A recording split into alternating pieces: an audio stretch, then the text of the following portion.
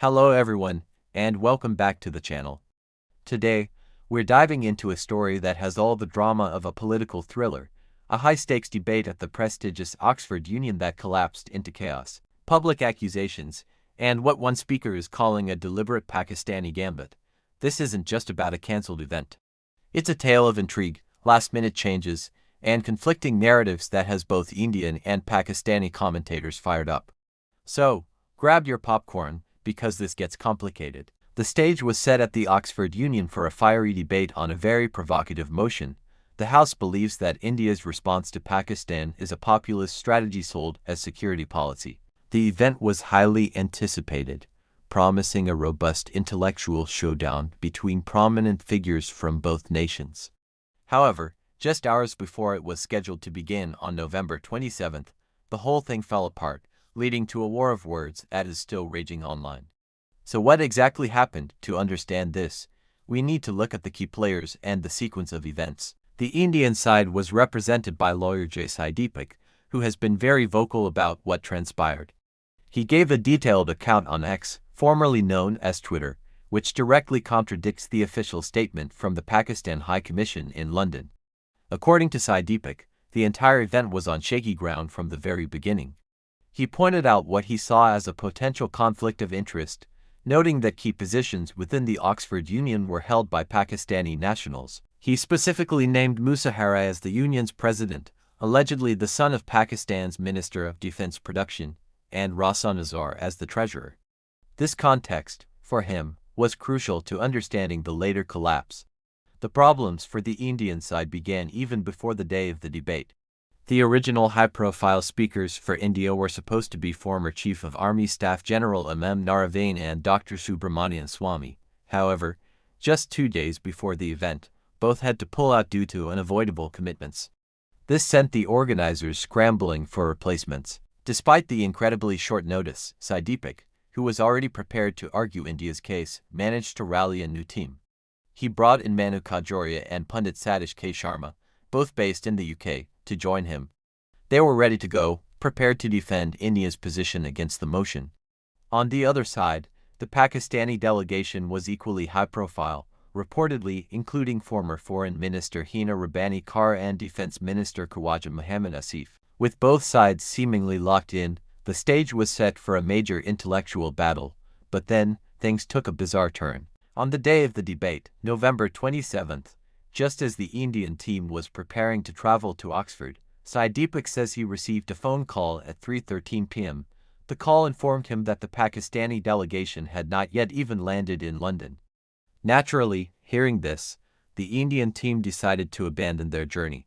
Why travel all the way to Oxford for a debate that had no opposing side? It seemed like a straightforward, albeit frustrating, cancellation.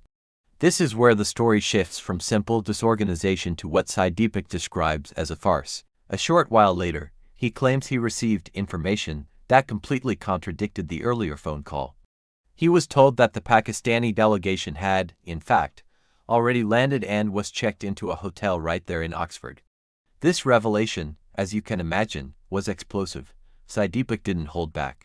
He went on the offensive, issuing a blistering attack on the Pakistani side for, in his words, deserting the battlefield even before the battle begins. He strongly suggested that they lacked the courage to face a live, unscripted debate and had engineered this situation to avoid it. He also didn't spare the Oxford Union leadership, criticizing them for allowing the prestigious institution's reputation to be dragged in muck and for essentially becoming a mouthpiece for the Pakistan High Commission's narrative. The public reaction from the Indian side was swift. Shiv Sena UBT lawmaker Priyanka Chaturvedi chimed in on social media, taking a clear dig at the Pakistani side. She posted, "Pakistan is crying again over an Oxford Union debate. This is for the record. Once again they have proved to be liars. Expecting any better from them was not even on my list." Her comment reflected a broader sentiment that this was a deliberate act of avoidance. Now, let's look at the other side of the coin. How did Pakistan respond? The Pakistan High Commission in London released its own statement, painting a completely different picture. Their version of events is that the Indian delegation was the one that withdrew. They expressed regret that the Indian team, which they noted originally included big names like General Naravain, Dr. Swami, and even Sachin Pilot, had withdrawn at the last minute. According to the High Commission's statement, this withdrawal effectively handed a walkover to the Pakistani side. They framed the situation not as their own failure to appear, but as the Indian side's lack of confidence. They suggested that India was unwilling to defend its security policy in what they described as a neutral and intellectually rigorous debate. This narrative directly clashes with Debacle's account of being misled about the Pakistani team's arrival. So, we have two diametrically opposed stories. Story A, from the Indian side, is one of deception. The Pakistani team was in Oxford, but the Indian team was told they hadn't arrived, causing them to cancel their travel, thereby creating a situation where Pakistan could claim India didn't show up. Story B, from the Pakistani side, is much simpler. India backed out at the last minute, afraid to debate the topic. What are we to make of this? The truth likely lies somewhere in the details, and the Oxford Union itself has been conspicuously quiet in clarifying the exact sequence of events. Who made that 3:13 p.m. phone call? Was the information deliberately false, or was it a genuine, albeit massive, miscommunication? And why would the Pakistani delegation be in an Oxford hotel if they weren't planning to attend the debate? Debacle's accusation that the Union's leadership has Pakistani connections adds another layer of complexity. He implies that the organization itself may have been complicit, or at least negligent, in allowing this situation to unfold. His criticism is harsh, accusing the Union of being used for political maneuvering. For an institution that prides itself on being a bastion of free speech and rigorous debate, these are very serious allegations. The core of the issue is the stark contrast in narratives. One side claims a strategic gambit, a planned no-show designed to create a false victory. The other side claims a simple walkover, an opponent losing their nerve. The motion itself was controversial, touching on the sensitive issue of whether India's security policies are driven by genuine threats or by domestic political calculations of populist strategy.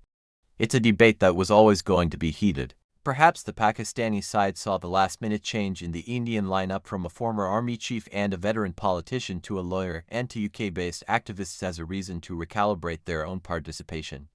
Or perhaps, as Debacle alleges, the plan was always to create this confusion. The claim that the Indian side withdrew seems weak if, as alleged, they were actively en route until being told the event was off.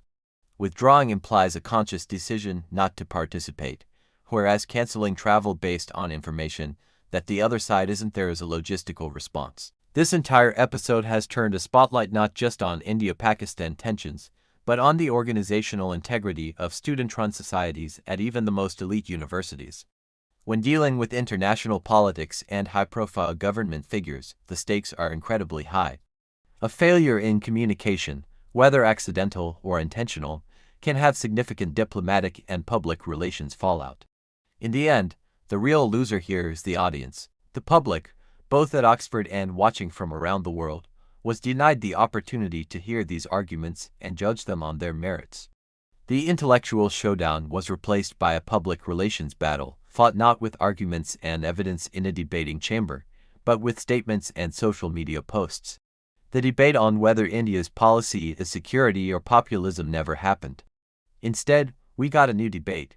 Who is telling the truth about a cancelled event? It's a bizarre and frustrating end to what could have been an enlightening and important discussion. The incident serves as a cautionary tale about the challenges of hosting politically charged debates and the ease with which they can be derailed. For now, the public is left with two conflicting stories and a lot of unanswered questions. What do you think really happened? Was it a deliberate gambit, a massive failure of communication, or something else entirely? Let me know your thoughts in the comments below. Thanks for watching. If you found this breakdown interesting, please give this video a like and subscribe to the channel for more deep dives into complex current events. See you next time.